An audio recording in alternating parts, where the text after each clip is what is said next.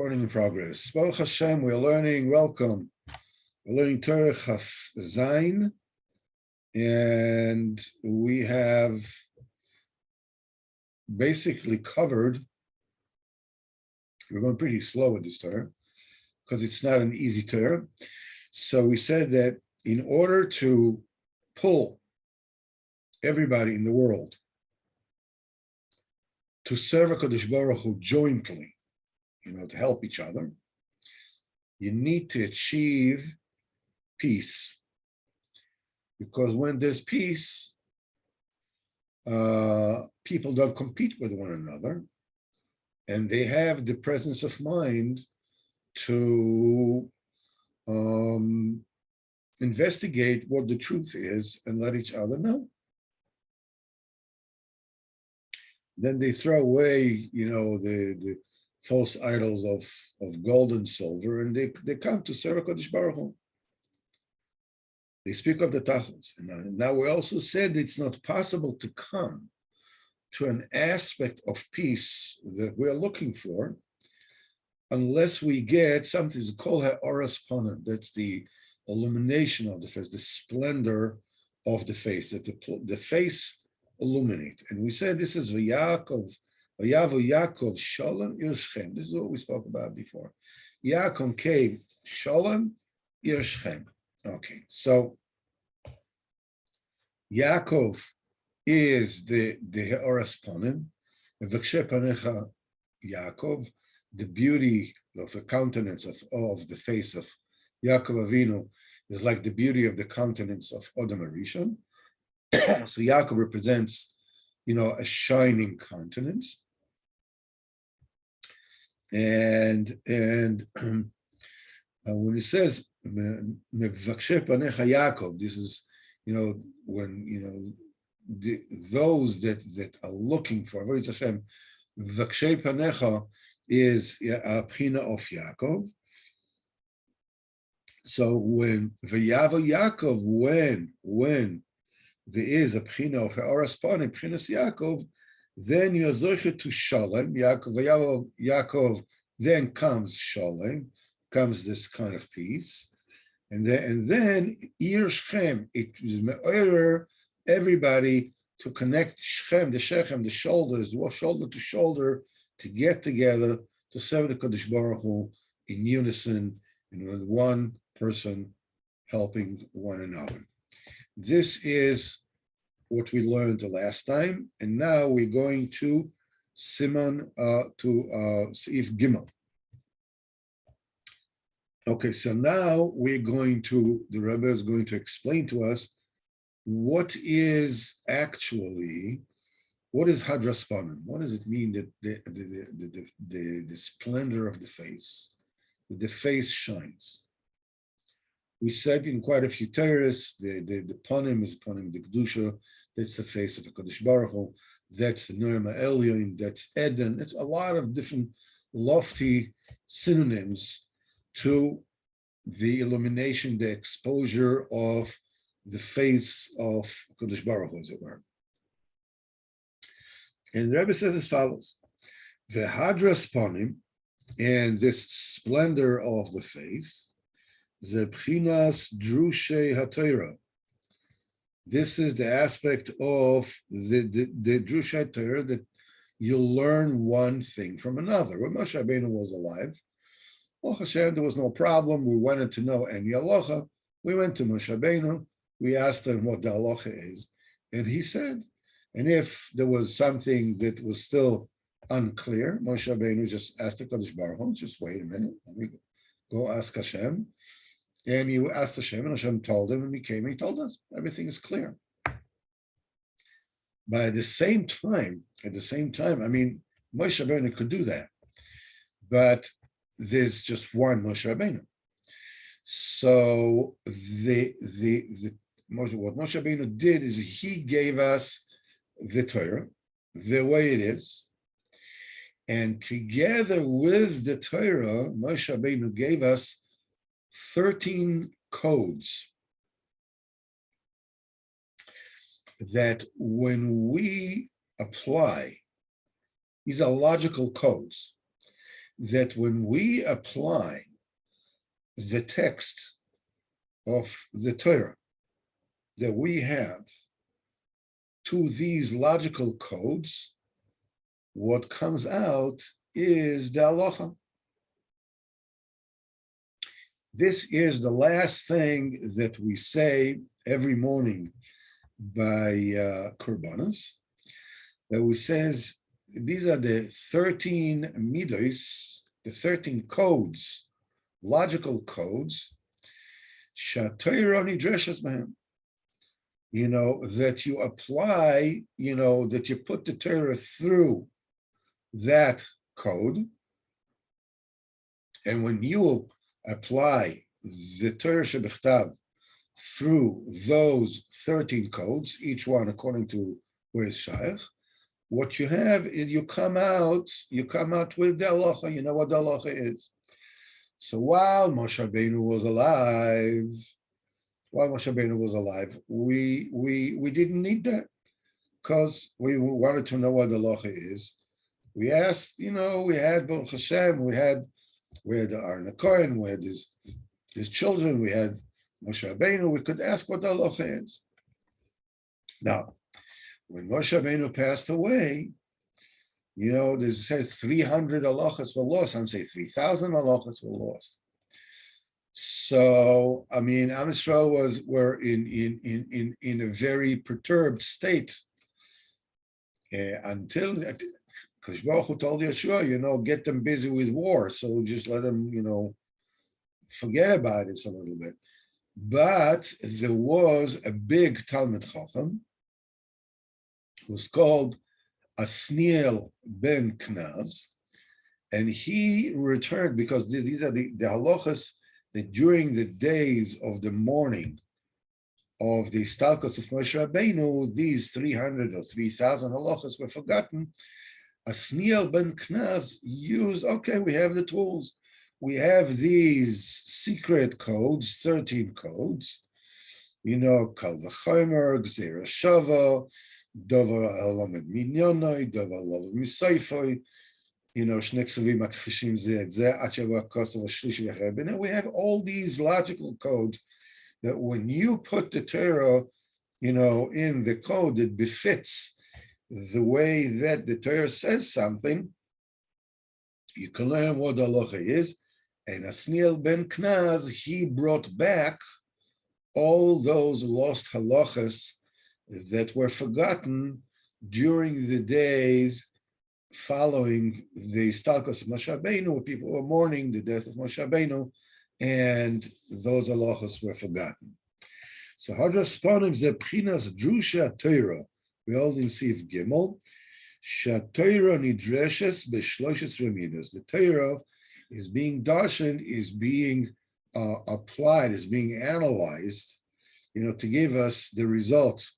This is the computer to give us what the halacha is in 13 meters, in 13 codes, 13 formulas. Now, these 13 midos, anim shochin miyud gimel tikunei dikna. They come from the 13 tikkunim, was the rectification of the zakon, of the holy beard. That is the tikkun that takes place in the sphere Keser. That's the highest bchina of Rachamim. We spoke about it once before, at least once before. Knowing me, I rehash things and recycle things. The thing is that when Am Yisrael fell in the sin of the golden calf, and Moshe Rabbeinu davened for 40 days, and Kodesh Baruch Hu gave him the 13 midos, the 13 codes of rachamim, of compassion. And when this is mentioned, those 13 meters of rachamim, that means that you're taking whatever shortcoming Am Yisrael has found itself during any point in time, and elevate it to the level of the Keser, which is the level of Caesar. This is the 13 midos sharachamim, the 13 rectifications of the beard. This is obviously a mashal, which is, as we know, Hashem, kel racho v'chonon, erech hapayim v'av chesed v'emes, notzer chesed v'alofim, se'avon v'fesha v'chatov v'noke. These are the 13 midos sharachamim. All this is in the level of the Keser. Now, if you remember, when the second faux pas occurred with the Meraglim, with the spies, Moshe Rabbeinu mentioned only 9 of those. So what is it? It is a 9 midas rachamim, or is it 13 midas rachamim? The answer is that the 9 midas of rachamim, they apply to a lower court level. It's not a Supreme Court. It's I don't know what you call it, a federal court. I don't know what you call it. Whatever it is, it's in the level of Zer Anpin. This is where the 9 midas of rachamim occur. In the level of the Keser, these are the 13 midos sharachamim, the Tikkunei Dikna. Now, what's the difference between 9 tikkunim of rachamim and 13 midas of rachamim? If 9 is enough, why do we need 13? What does the 13 have that the 9 does not have? And we explained that when a person goes to court and let's say that the defendant is guilty, okay? But there is guilty and there is guilty. There are all kinds of mitigating circumstances, and the background of the person and what preceded, the infraction, so on and so on. So that gives the judge a latitude, to either give that defendant, if he's found guilty, to throw the maximum punishment at him, or if he sees that, let's say the guy confesses and he is regretting it, and the circumstances are that he was under incredible amount of pressure and agitation and whatever it is. So the judge can be lenient with him, but both the leniency and the harsh judgment or verdict are still within the boundaries of what the court can do.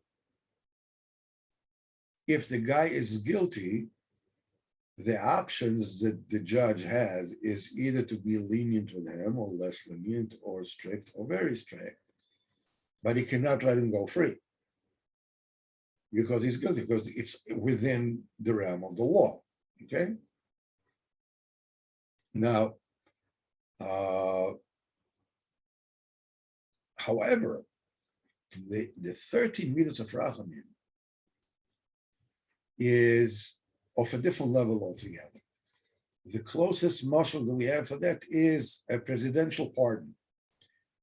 It means it doesn't matter whether the person is guilty or not guilty. Could be as guilty as heck. If the president gives him the pardon, he's out. That's it. It's finished. Everything is erased clean. Although this is above the law. It's a law which is above the law. This is 13 midas shirachim. So the 13 shirachim is the loftiest of all midas of rachamim. The secrets of the secrets. Now, when those 13 midas of rachamim, they come into this world, they are represented by 13 codes of deciphering the Torah. And it is when you decipher the Torah through the 13 midas, Torah nidreshes bahem. In other words, you find out what the halacha is, and you behave the way the halacha is. It is much easier to elicit the 13 midas of rachamim, the place of tikkun diknim, because as we said in the spiritual worlds, elements of yonim, there is a spiritual structure which we call persona, which is called arich anpin. That's the keser, the sphere of the keser. In this particular persona, this particular spiritual structure, there are 13 aspects, as we said, the spiritual aspects that are called the 13 rectification of the beard. And these 13 bechinas are called hadras panim. That's Chazal were merames on this, v'hadarta pnei zaken.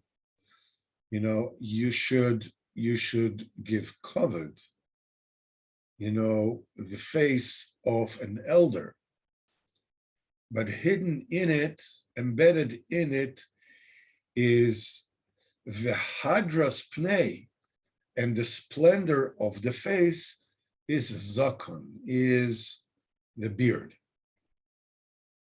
This is the 13 midas, the klesa tikkun diknim. Kmo shekosu v'hadarta pnei zakon. The hadras panim is the zakon, that's the beard. And from these 13 midas, these 13 bechinas of rachamim, trickle down and manifest themselves into the world, the 13 codes which the Torah is being deciphered through, and we can learn halacha from the raw Torah shebiksav. So it means that when a person is zoicha to be mevayer and to explain and to learn the Torah in 13 midos that the Torah is nidreshes bahem, we find that he is creating for himself, he is zoicha to hadras panim. He is zoicha that his face is shining, hadras panim. And now we go to Seif Dalet. Velefi his dachechus chochmosoi biyud gimel midoi sahanal. And the more proficient, the cleaner, the more, person is, more proficient he is in these midos. Ken is dakechus kol rinosoi. That brings cleanliness to his singing. We will talk about what singing is about, but I just want to give a little touch, which is a very subtle nakuda, but Rabbeinu says that every chachma in the world has a nigun, has its own nigun. And Rabbeinu says also that every emunah has its own nigun.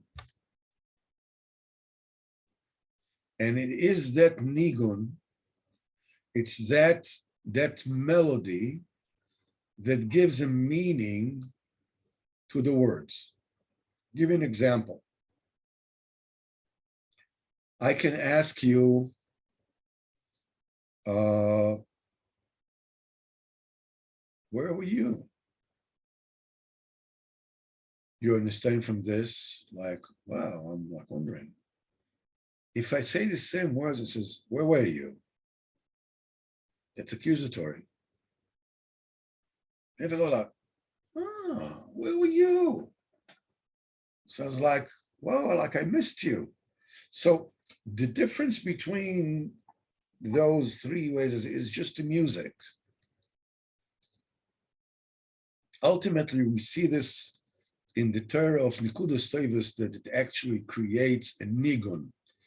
The Nekudas Tevis create a nigun because ultimately, everything ends up in the music of that thing. The music is of the Chochmah, connects a person to the Chochmah itself. That's what it says, Tavoi Tashuri Mirosh Amona. It says every Emunah has Emunah, even but the Zohar, they have their own music, if you can call it music. So that stuff sounds like tortured cats. But the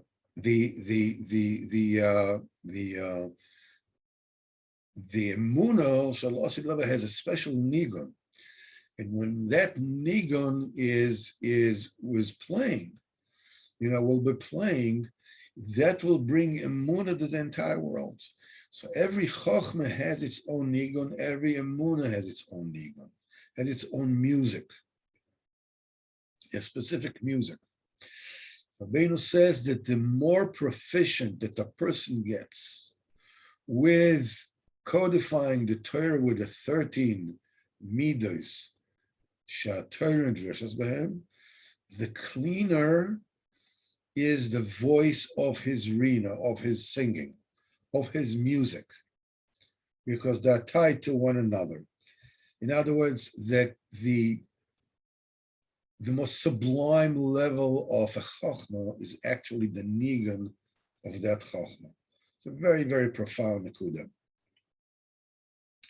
So when it says according to how the person is cleansed and with his proficiency in the 13 midos, this is how the purified gets the voice of his rina. That's what Chazal said, on the pasuk, V'adata pnei zoken. So Chazal said, what does it mean, Hadata pnei zoken? You should honor somebody who's old. So obviously there is this certain, the Pashat Pshat, when somebody is old, you're supposed to honor them. But what about Talmid Chacham who's young? Are you supposed to give them kavod also? The answer is yes. But he's not old. So Chazal say, yeah. Zokein, in this case, is understood as an otrikon. What is Zokein? Is ze kona chochma. Zokein ze kona chochma. He acquired chochma. Now, the word is kona chochma. Kona means bought, right? But kona, the letters kuf nun hey are the same letters as the word kone, which is a pipe. They used to write in the olden days, used to write with quills. So as Renoson says, as knelecha chaver, he says, kanalecha chaber, connect yourself to the pen, to the kana, to the quill that used to dip in ink and write with. So kone is something which is a pipe. So the pipe that we are talking over here, obviously, you probably understand already, the kone that we're speaking about is the kone of the throat from where the sound comes from. Zoken ze kone chochma. The word zoken is matrikon zekon chachma, and that's the only zoken that you're supposed to get up and be mechabedim. The Gemara is kana is a remez to the word kone, which is Chazal said that kone moitzi kol. That is the windpipe from where the sound comes from. So now we see, if you remember, the first shir was dedicated to explaining that in this Torah we will see many parallels that I learned from this means this, and this means this. So the third and the first are also one and the same. They mean the same thing. It's not an easy thing to always keep your mind, but try to keep your mind elastic so you're able to. So when the Rebbe says that this is this, and this is this, the third this is the first thing that, it has the same bechina. So it says Zog and Zeh Kona Chochma. So the Kona is Moitzias Akol. So now we know that Zokein is not just a beard. Zokein is not just an old man. Zokein is Zeh Kona. It also talks about that the part in the human body where the sound is coming from. That the fact that a person is zoche to a bechina of zokein, of elder, of zekon chochma, to the 13 midos she'ator and dreshas bahem, which are a derivative of the 13 amazing midos shel rachamim, tikkun hazokon. A person is zoche to kone, that the windpipe. In other words, that's a purification of the voice of his singing. And when a person is zoicha to the purification to the voice of his singing, he's zoicha to shalom. This is the thing that's zoicha to shalom. As we will say weiter, in Tzivav, he can pull everybody in the world to avodas Hashem. Now, I don't know how, obviously we're all cognizant that we are swimming, we are diving into very, very deep waters here. And we have to keep our mind elastic and be ready to, move from this to this to this. Okay, now we understand how this thing works.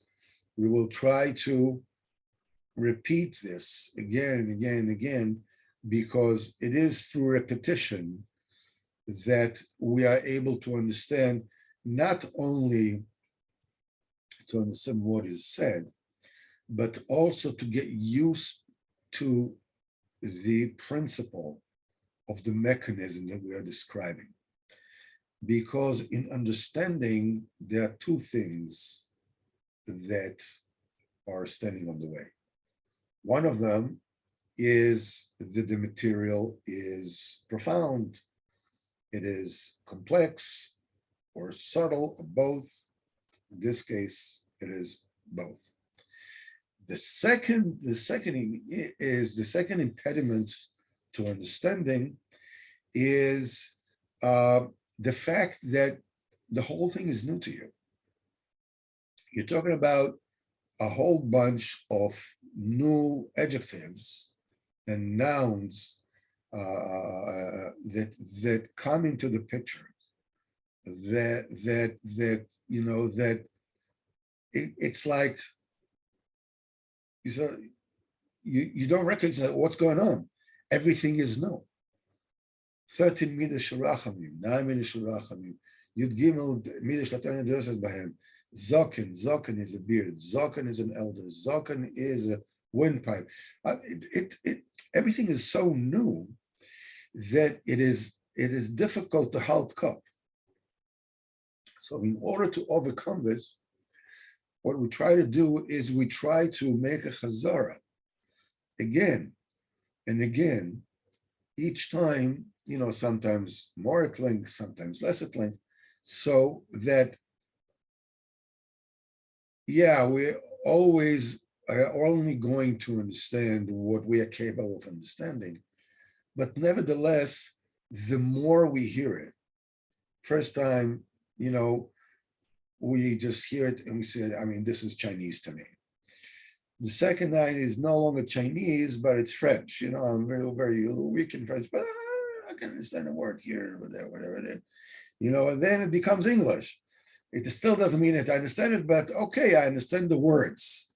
And so forth and so on. So like it gets comfortable.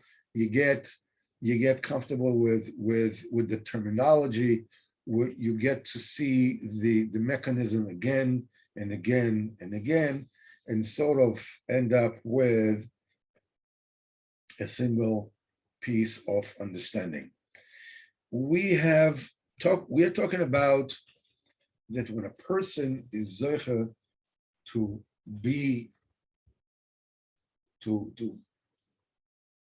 purify his wisdom with the 13 midas, the Torah addresses Bahem, we find that bechina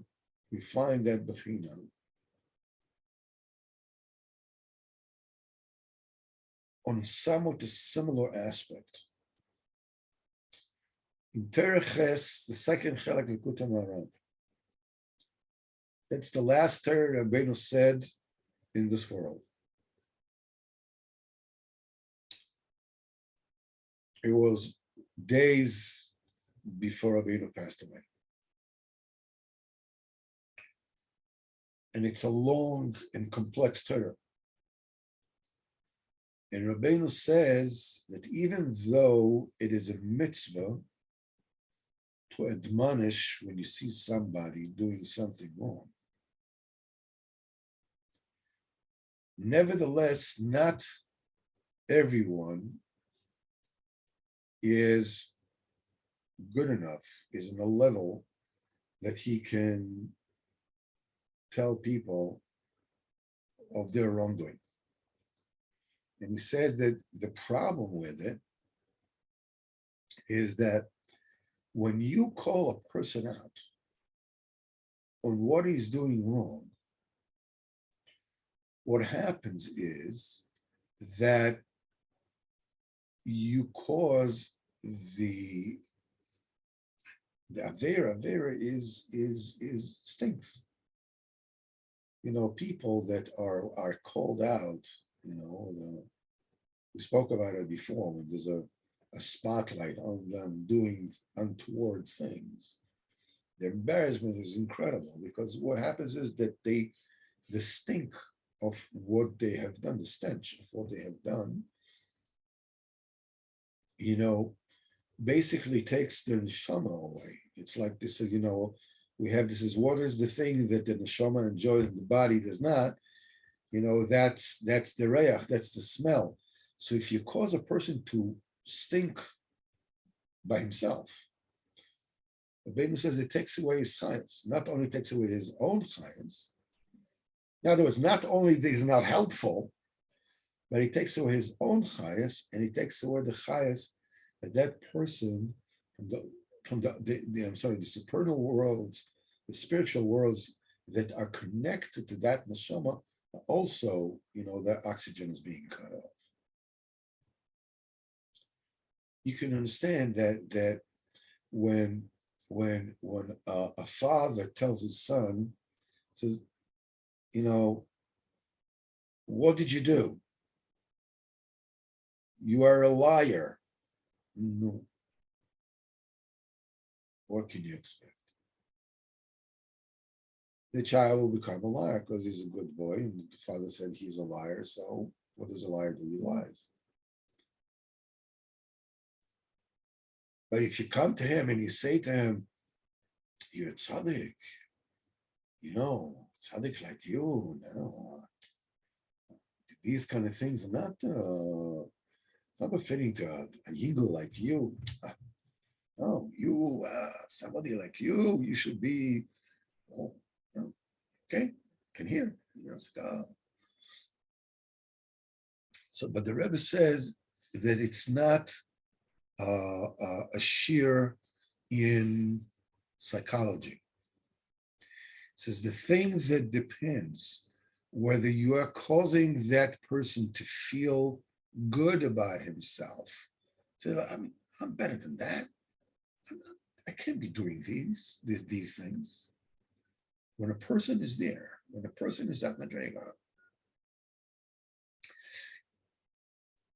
a person needs the voice of the proper admonisher.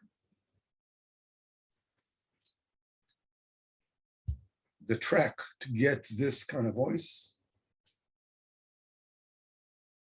is, believe it or not, exposure to Ruach Nevuah, which comes through Geirim becoming Jewish, converting, which comes through the tefillah of a tzaddik. The daven is a pchinas din. The Sitra Achra swallows it and forces Sitra Achra to actually throw up the Nishmas Geirim.